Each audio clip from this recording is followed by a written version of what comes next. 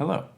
Today's guest is a friend of mine who I've been playing with in pit orchestras around the LA area for the last couple of years. His name is Jaime Saunders, and he is an outstanding violin player. And he and I talk about life as gigging musicians in the LA area, moving to LA after studying classical music, and what it's like to make that transition from a student to a professional musician. But first, remember to hit that like button, leave a comment if you have any thoughts, and subscribe to my various channels. And if you like my content generally, please consider visiting my Patreon page. Welcome to Music in Mind, with Anthony Caulkins. Hello. This is my friend, Jaime Saunders. Yeah, enemy, rival. He's a super good violin player, and we met couple years ago on probably a musical theater gig. Yeah. Somewhere in the LA area. God, was it the when you played the ukulele or no? You played on Evita. No, I wasn't on Evita. But did I meet you there then? Well, I was going to UCEI at the and you time. knew Anna. Sorry. Yes. Okay. Yeah. Sorry. Anna Savory. Hey, UC Irvine. Oh, she'll be watching this. We'll see. Well, I don't know if she watches it. What was the first one? Did you do Hello Dolly, maybe? No, but I do remember Oklahoma. You were on that. Yes. Yeah, I do remember. Playing what? Guitar banjo. Oh, okay. But you couldn't hear it. It was. Well, the there's a guitar lot of part us. in Oklahoma is completely unnecessary. True. No. All those old like Rodgers and Hammerstein shows, they all have guitar parts. Yeah. And it's all completely useless. Yeah. Typically there's more strings on those shows, so, I'd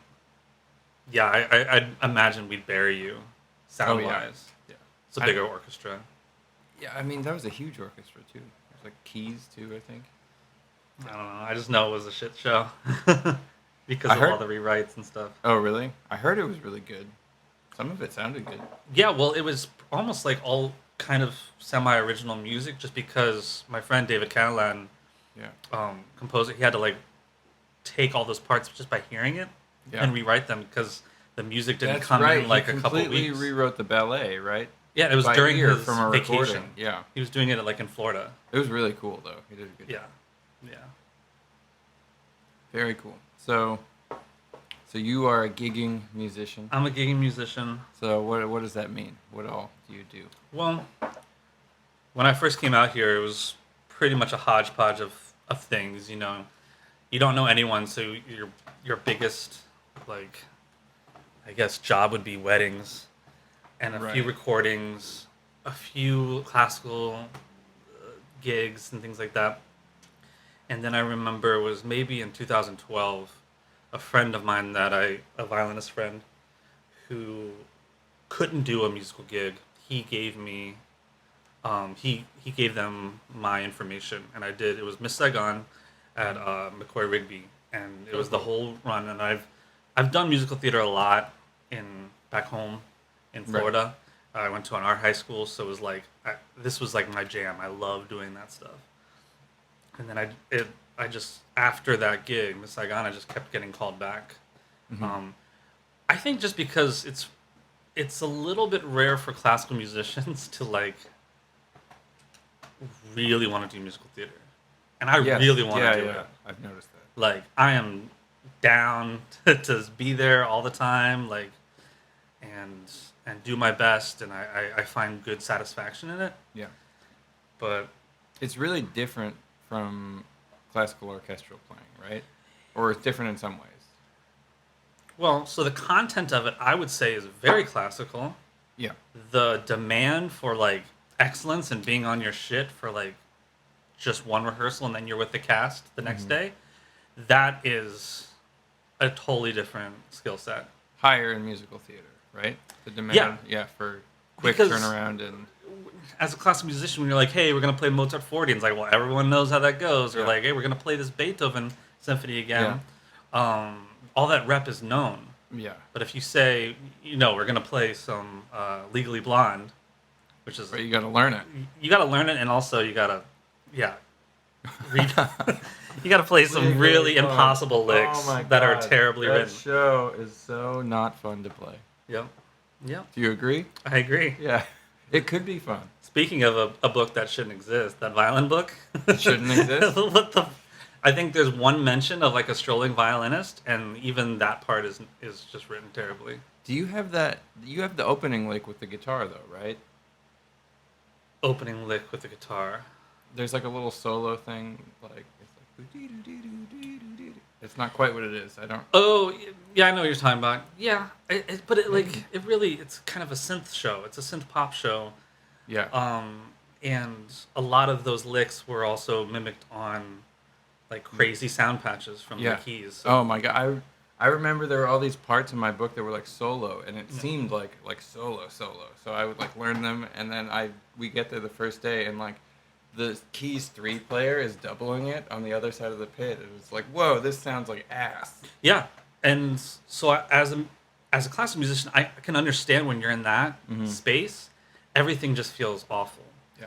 But there is some, I guess the challenge is to make it seem to the audience like this is the best thing ever for this show, and also for the actors to feel like there's some professional people down there trying to like make it work, not just like, oh well, everyone is just like miserable down there and they don't know any better. All the actors are like, well, maybe this is just how it is. Everyone's jaded, so yeah. I feel like those UCI pits are pretty good though. Yeah, I like doing high school and college musicals, performances.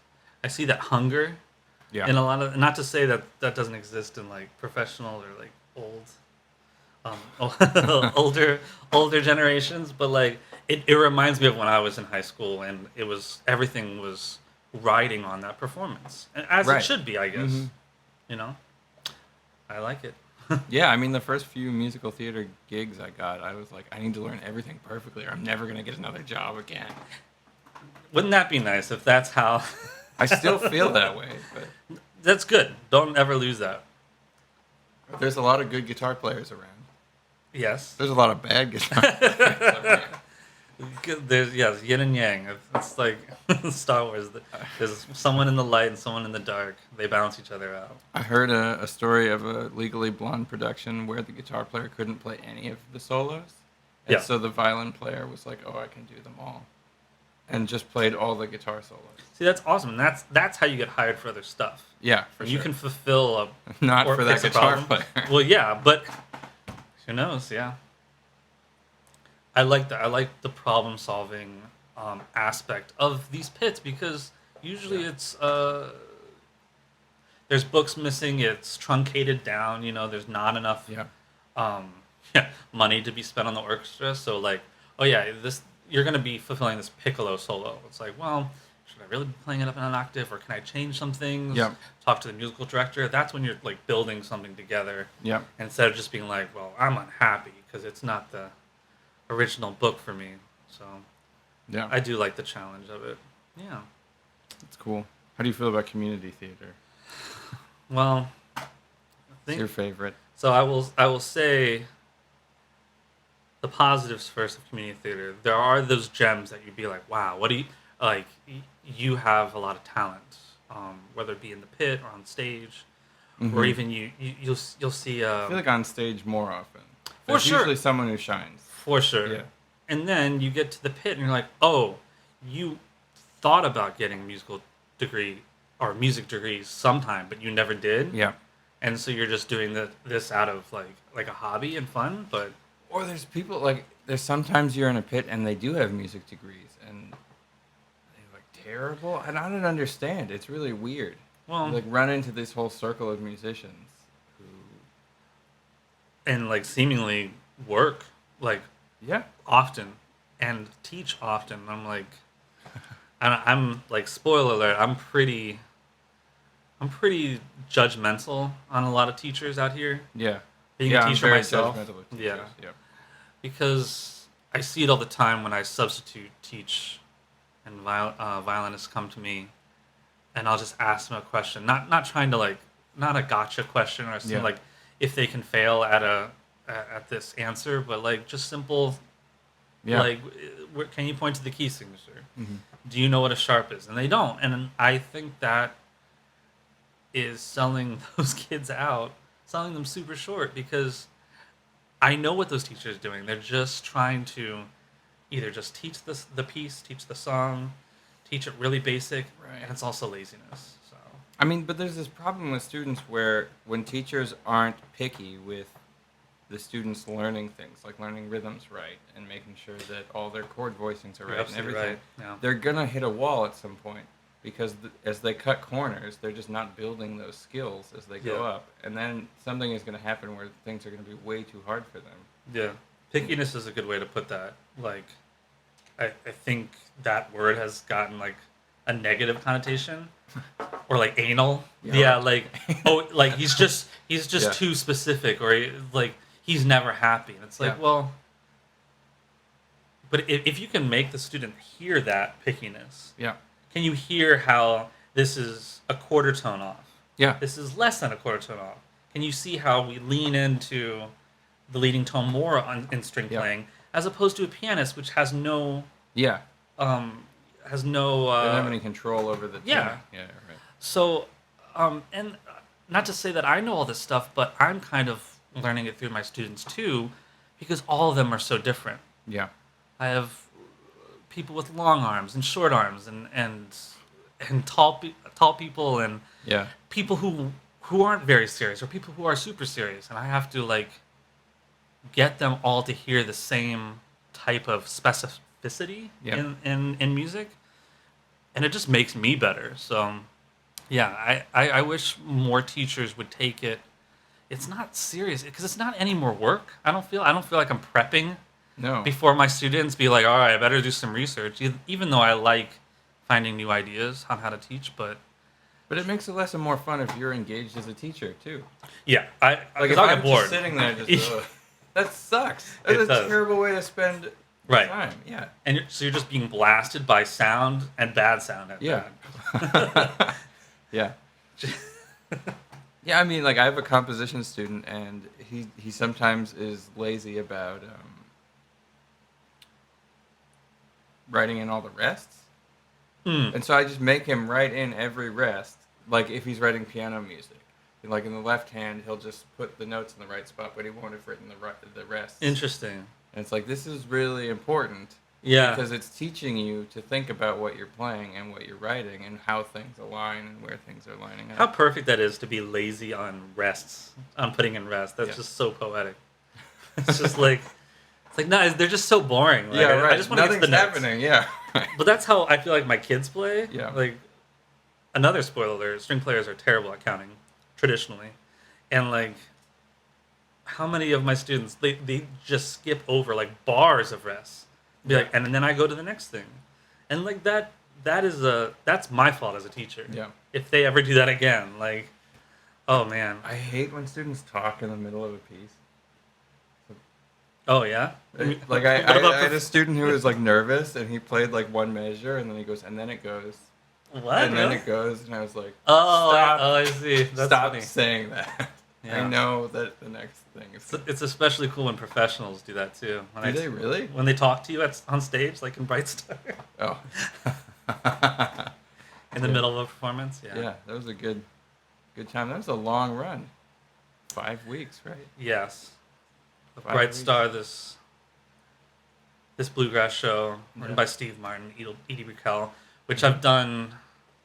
There's a A lot. Yeah, it's a fairly prominent fiddle book, and it's my 4th time this year, or this, like, I guess you could say this calendar year Yeah. of seasons doing it. But yeah, we had that amazing. I don't know. It was just interesting to see Yeah. people's etiquette on stage. Yeah. Like, usually we're in the pit for these musicals, so really you can do whatever the fuck you want. But when you're on stage and you're like just that loose about talking, motions, Yeah. Yeah. it's Well, a little bit like, should I be like an animal too? Like, I feel like it's community theater. It's the whole thing. It's no. it does. I feel like whenever I do a community theater production, they don't know where they are, and they don't have a sense for their abilities or their, yeah, Yes, and it's always a rush, and it's always like a scramble for things, and I get that. yeah. I mean, professional shows have a lot of rushing too, I think, Yes, but they know how to delegate to the right people to make things happen. right. There's channels Yeah. to like go Mhm. to for sure. Yeah. Yeah, I've done so many community theater productions where the show is just way over the heads of the company. Yeah. Yeah. They just can't do it. Yeah. And I don't know, I've never understood that. It's like this whole thing with community orchestras too, where like they try and tackle these huge pieces, like Yeah. Rite of Spring or something that they Yeah. totally can't play. Yeah. And then like at the end they're like, "Oh, it was so much fun." And I don't understand how it's fun to execute something that poorly. Mm-hmm. Like Well. I'm terrible at basketball. And so I had some friends who used to invite me to come and play, and it's just not. I'm so bad compared to them. It's not fun. Yeah. Well, I think you and I and a Yeah. lot of people out here tackle projects that come to us from not an analytical sense, but it is something like that where like you can kind of plot out Yeah. like your destination. You know what it takes to like build, and then you'll play your basketball game and hopefully win. But the other people at the community theater, they're coming Right. at it from, I love this show, so we're doing it. We're starting at the end result first because I love it and I love Right. the soundtrack, Yeah. and then it goes in reverse, which I think But that that's almost makes it worse. Oh, of course, Like, if but I that's love what's a happened. piece and I can't play it, I'm not going to go perform it. yeah, but that I'm just Yeah. I completely agree. Yeah, Yeah. but that's what's happening Yeah. because I see it in community theater. It was like, oh, I know you love this musical, Yeah. but you don't really put together the pieces on what it took to get there and what it takes to put on a show like that. Yeah. Yeah. But I guess it's better if they love it. The apathy is the worst. Right. And I feel like I don't think I've ever done a community theater thing where everyone's just like hates what they're doing. There is some definite love there. Yeah. My that would thing be is, I know that'd be there's funny. there's a huge spectrum of abilities, and Yeah. I Yeah. am of not at course. the top for sure. I always want to get better, but just me saying that I want to get better. I want to see a progression Yeah. of the rehearsals get better and not degrade. Like on our last show, I don't want to feel like, wow, it's like deteriorating to a point where like people forget that Yeah. this fell apart. Like I shouldn't be the one to raise my hand. Like, hey, do you want to go over this like one song where we weren't together? And then I get told, oh, we weren't together. And like I don't want Yeah. that to happen. I want Of it to course, be like that's terrible. look at it objectively. Like Yeah. okay, this was a train wreck because we were all listening instead of like Yeah. horse blinders on, Yeah. trying to maintain like just a positive Yeah. Try and feeling figure for it. out what went wrong. Try and, Yeah. if it's a counting issue, try and fix that. Yeah. It's my teacher used to tell me this all the time when I my violin teacher at Manhattan School of Music, his name Burton Kaplan, and I remember him telling me to like open up my ears, listen more, Yeah, listen for more, sure. listen more, because you're gonna expose your ignorance a little bit Yeah. to you thinking that you sound great. Yeah. So it's like almost like the more you learn and know and you pick apart, Yeah. the more like you'll never let that go anymore. Like Yeah. it's like these universes start opening up, and you're like I can't not hear it, not hear it in other people's too. Yeah. Of course. And so I don't know. It's tough. It is very tough. I like the role though. I like being in the pit. Yeah. So a friend of ours who also plays in the pit, Lon Hayes, Yeah. drummer, like one of my favorite drummers to work with. He's great. Yeah. But I feel like he's given me a lot of tidbits in hanging out in between shows that have really stuck with me. Yeah. Like what he was saying is he learned from David Lamoureux, another drummer and conductor. Yes. Yeah, awesome. Yeah, he's great. That your job in the pit is to serve what's happening on stage. So that's like what your goal is. Yeah. And then your ears are to you know, be around the entire ensemble, like orchestral listening. And like those two focal points have really helped me expand my ability to fit in with the pit, which I feel like as a guitar player can be really difficult. For sure. I just like you saying that what you said Lon learned from David. Yeah. That kind of I like how they just by saying that you shed a light on just the job at hand. Yeah. What is your job as a musician? What are you getting paid to do? Yeah. Fulfilling a service. As opposed to just feeling good down there and being a good musician. Yeah. Like that's not really what it's about. I mean, that's where I started. Yeah. When I was doing my first pit gigs, it was like I need to play this book perfectly, and that's where my focus was. Now to counter that, though, people say, "Well, that's really A, that's boring, and B, that's like not very fun. Music is not fun when you take it that kind of like sterile into being like, this has to be perfect. This tempo needs to be set up. Yeah. I have to be on my game. I have to be on my game to shift. Yeah. If things go awry on the fly, all those things are skills that are good to have. I wasn't there like 10 years ago. I was just like kind of hippie pie in the sky.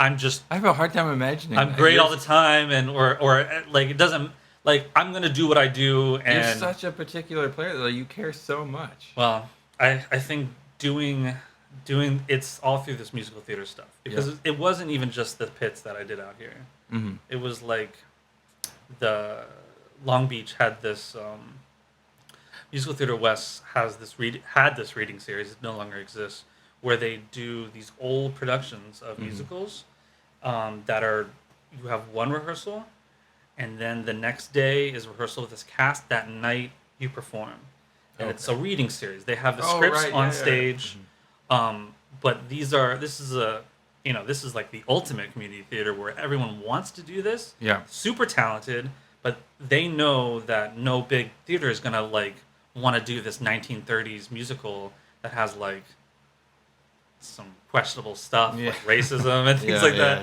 Which always gets ushered under the rug. But it's amazing music, and some of these popular tunes became famous through these shows. And that's where I really honed my skill on being like, oh, you have one chance to do this. Test your sight reading, test your problem solving. Yep. Test on the fly. I'm like, you got to make it work because it's gonna be gone. There's no second show. There's no third show. Yeah, that's fun. All this music is uncharted because obviously I didn't spend my time as a kid listening to 1940s and 50s musicals. Right. Hardly anyone. Yeah. It was live theater, so it's not recordings really of these. They're just really? old. They're that old? Okay. Well, that's crazy. Yeah, because eventually, and some of the songs eventually did get recorded on people's albums. Yeah. Later on, but and there's no video of stage performances. Some of these old ones and some of the not popular ones. So that training really got me excited about being like just a super musician almost. Oh yeah, I mean I think about it all the time with pit musicians, even like in the 70s and stuff. There's not CDs of all these musicals. Maybe you can find something at a library, maybe, but you just have to see the music and learn it. Yeah. And if it's new, you don't know what it sounds like. Right. Yeah. Yeah. I hold myself to a big standard just because of what happened before. Yeah. Me, it's not like this is a new. It's like, oh, Jimmy wants like everyone to be great at their instrument. It's like, have you listened to some of these like studio musician They're orchestras? amazing. Yeah. And they still are now. It's just with technology, you can layer in some fake strings and things like that now more easily, and you can output the product faster. Yeah. But it still doesn't change what I do. Like that shouldn't affect me trying to, I don't know, rise to a level, even if it's musical theater. Yeah. More coffee? Yeah. Sure. Pour me. Pour some coffee. Oh, okay. Yeah. So yeah, we met. But I specifically remember you when we got to sit next to each other in. Oh right, nice work if you can get it. Yeah, see, that was great memory, Jamie. Yeah.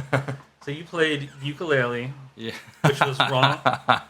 It That was such a miserable experience. yeah, which there was a contention about how you should be amplifying it or how it should. Was it a DI to not DI or whatever? It was the read through, Yeah. which was not in the theater.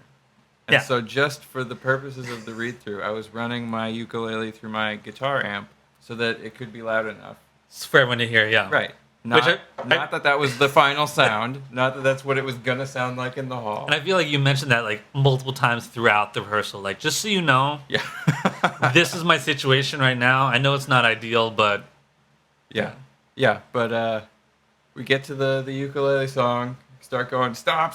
What is that sound? Yeah. That sounds awful. Like, okay. Explain it again, and then he starts going. He's conducting. And as we're playing it, he's just making these faces. Yeah. Like this terrible, awful.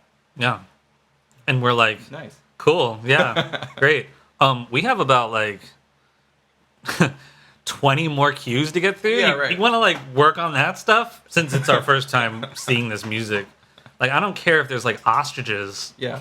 like squawking in the background. Like, let's get, because so many times we don't get to the end of Right. these shows, and it sounds so lame too. It sounds like such a specific thing, but the bow music and the exit music is always the most difficult because it's not just it's just the same pieces that were played in the show, and they'll be kind of redistributed like kind of smartly, and it's like a hodgepodge.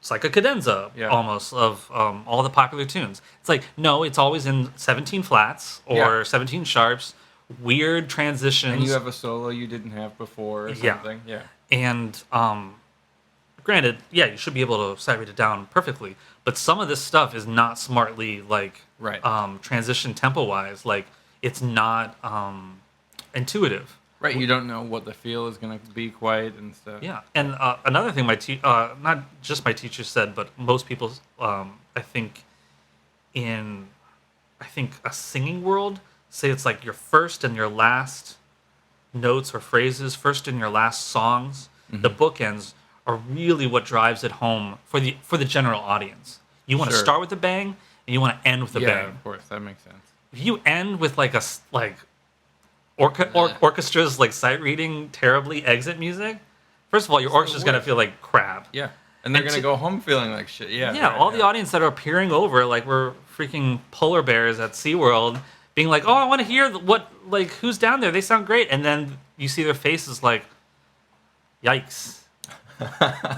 Let's get to the parking lot, Johnny. Yeah, I don't like the that. exit music thing is bad. I almost feel some people have started with, especially in the morning read through, with the exit music. First of all, it really wakes people up, but it's really like the hardest. It's a good idea. Yeah. Yeah, I like it. And something that David Lamoureux does a lot. He doesn't start with most MDs will start with the overture. This is the first one in the book, but he's like, no, let's go to those main tunes that are already done. Yeah. They're usually, it's a little bit more easier to sight read. In the morning. Once we're all warmed up and kind of got that in our ears, we go to the overture. It's so much better. Right, that and way. you hear the references, Yeah. and so you're already in it, and Yeah, so I definitely that is definitely an only David Lamoureux technique. It's a good move. Yeah, because I don't think anyone else has ever done that. It's usually just start to finish. Yeah, I think so. So that's someone trying to, seize the problem of sometimes orchestras are not at their game at 8:30 in the morning, and how can I get the best from my orchestra with the least amount of tweaking? Yeah. And that is a small tweak. That's true. So, How do you feel about actors playing music? Actors, musicians on stage? yeah, it's great. Like, I don't. When it works. Well, I mean, it's, that ukulele thing, that was also a nightmare. oh yeah. So in what's the show again? Gosh, I can't even remember. Nice work if you get it. There's a ukulele solo So he was on stage. playing, so that ukulele part that sounded awful. No. It was doubling with the actor on stage. Wh- So we were both playing the same ukulele part. Now, as like a violinist sitting there listening to it, I like it's so easy just to be like, let's just cut one of these. Like, Yeah. when have you ever heard? First of all, when have you had a ukulele duet ever? Yeah. And then on top of that, ukulele unison. That's so bad. Just pre-recorded then. Yeah, right. Because also, like, the tuning is never quite the same. It's just like... They're like, no, they like want it. It's almost like, And it's, you know, some people like set it up to like maybe fail so they can like shine a light at like, oh wow, I have to go in and like save these people. And it's like, well, you, Yeah. where I have to fix this problem now. I'm like, you made the problem, It right? was just like, it's Gershwin. It had hard chords in it, too. It wasn't Yeah, like... right. It had, like, weird diminished sevenths and stuff. And, like, Yeah. he'd, like, flub a few. And it's just like... Nah, man. I feel like I was always looking around the pit like, everybody thinks this is me. That is the worst. Yeah. When you know, yeah, simple editing Yeah. decisions can immediately fix it, and I He could enjoy even that. Pantomime strumming it. He's far enough from the audience. It's a big theater. Yeah, but I'm sure that was like a conversation like behind scenes of like, I really want to play this. I like because I love the ukulele. I have one at home. Yeah. It's like a dream of mine. Oh, maybe I don't know. Maybe I'm just a dream of mine to uke it up on a stage. I don't know. I feel like there's a way you can do it to sell it in musical theater that works too. Like if it's a stringless ukulele that like comes down and you like overstrum it, it like works totally for a stage. Yeah. Oh, Like Spam-A-Lot, they had that fake piano on stage, right. and it works because it's like it's such a they're like hamming it up so much. It is part of the slapstick. Yeah. Yeah, for sure. Yeah. So It sounds like it's so inconsequential, that little detail of like, wow, this like unison ukulele was not working with the stage. But things like that do take an audience out immediately, especially right. if everything else was so impressive. yeah, it was a pretty solid. Yeah, exactly. So you don't want it to be that like noticeably like a car crash up there. Just a little bit like. Cool. Like, why does you just leave it up to chance? Like maybe like the air conditioner will be cold, or the conditions will be warm and that will be in tune, or it won't be in tune. Like it just leaves it up to a dice roll. Yeah. Especially those temperamental instruments. It's weird. Weird decisions. Yeah. Yeah. I love it. So what's next for you? What's next? Going on the next couple of months? I have. It's just simple holiday church things in the immediate future. I know The King and I, which is going to be at Cerritos next year, is going to be a big deal. Yeah. Usually they hire, it sounds so silly when you're like, they're going to have 8 violins, and that's something like unheard of, but it really is in a pit Yeah. That's pretty form. cool. So that's 4 first, 4 seconds. And boy, does it make a difference. Even over 2 and 2, if you have 2 first, 2 seconds, that's still great, but it still feels like a chamber ensemble. Yeah. 4 and 4 starts to feel like an orchestra. 4 and 4, especially with some like rock star players, that'll sound full. Yep. And then you put any little like just a touch of reverb. You don't have to go crazy over it, but through the house on some of that stuff, and it really starts cooking. Mm-hmm. Because then once you're over like 4 and 4, because then usually it's like 2 violas and 2 cellos too, Right. and a bass player. But if you doubled the string section, I don't think it's diminishing returns, but it's basically like you're just it is. I find it's unnecessary at that point when you're miking instruments like that. Have you seen Berlioz's like his ideal orchestration for the perfect orchestra? Yeah, remind me though. It's 120 violins. That's wasn't it like 30 harps? Yeah, that's what I was saying. Like, isn't it like a 50 harps or something? Yeah. 20 grand pianos. Yeah, or like 10 timpanis or I don't know. 18 bassoons. It sounds like a joke, or like I don't know, like a Christmas Carol. Well, and it's like 20 basses, but then there's like 5-string basses and 4-string basses and octa basses. And, Octabasses. Yeah. Oh, I love that superhero, Octabase. yeah. Do you ever do a musical with a bass section? I feel like I've only ever done shows with one bass player. Yeah, that's pretty sad, that'd huh? be cool. Well, you know what though? I bet there. Maybe not, because I was thinking like, oh, maybe there was like an electric bass and a stand-up bass, but usually that was one player switching off, if I remember right. Yeah. So I guess not. That would be so cool. That would Even be 2 basses, so even like 4 first, 4 seconds, 2 and 2, and then 2 basses. That would be really cool. Yeah, that would be. Although, yeah, I guess so. I mean, yeah, Maybe of you course. need more violins to balance. Yeah, But I mean, more violins. adding more please. bass doesn't usually topple things. True. Yeah. Yeah. But I just wonder if then you start having, because for me, like let's say, I'm first violin and I want a section, right? Yeah. I only want it to be 1 or 3, and then over 3. 2 is tough. When it's 2 and 2, Right. I find it is extremely important to blend. Yeah. Not to say like, oh, and now I don't have to blend because there's 3 or 4 people, but the inconsistencies of a section, that's what makes the section when you have that many players. But 2, like you better hope you have Divisi, because like when you're just like unison screaming up it'll make it in the so. nosebleed section, there's like you almost want to not vibrate anymore after that, because it's you have to have 2 players that are really trying to be seamless as possible. Yeah. So actually, I wonder if that would happen with the bass player, where you just hear just bow strokes being just different all the time. Maybe. But I don't know. Yeah. If it's mic'd or something, I don't know. Yeah. Yeah, Max and I had that problem with guitars. Boy, did you. No, I'm joking. On Shrek. Yeah. Because there were all these written like kind of lead lines. Yeah. That they gave us both in unison. Okay.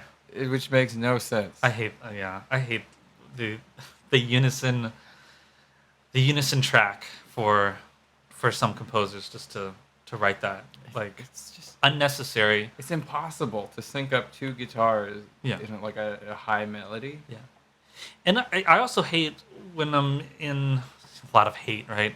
I dislike when I have to have the decision to be like, we should be in octaves here. Yeah. Don't like to my stand partner, like you should really drop it down the octave, because there's no reason for us to all be in dog whistle territory. Yeah, right.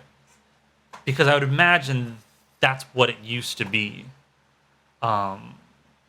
where there was more violins to actually have that. But because it's technically a solo first violin book, or that's what they have written there, it's first violin, second violin. Second violin has some counter melody bullshit. So we need Yeah, we need an octave down. Like a section when there's just 2 of you. Yeah. But that's more work to do, and like, Yeah. I don't know. It is nice to have that freedom, though. Yeah. It's not like I'm gonna get in trouble for making those decisions, but Cool. Well, what's going on for you, man? Besides broken bones. Podcast. Got my PhD applications in. So we'll Wow, it's gonna be a doctor. see. Maybe. We'll see. We'll see if they like my applications. Application. Yeah. Cool. Well, thanks for doing this. Of course. This is fun. Yeah, I don't know if you want the people to find you, hire you to play, or if you don't. Whatever. Not a big social media guy. Look, my email is saundersviolin@gmail.com. Cool. If you listened all the way through, you get that little gem. Oh yeah, that's what they've been waiting for. They're just like, I'm gonna. What is his email? Yeah, and we can't skip in this podcast because we know that's blocked. Yeah. So. Oh yeah. Cool, man. Well, thanks for doing this. Yep. All right. Bye. Bye. Thanks for watching. Remember to hit that like button, leave a comment if you have any thoughts, and subscribe to my channels. And please remember to visit my Patreon page to consider supporting my content generally. Thanks. Bye.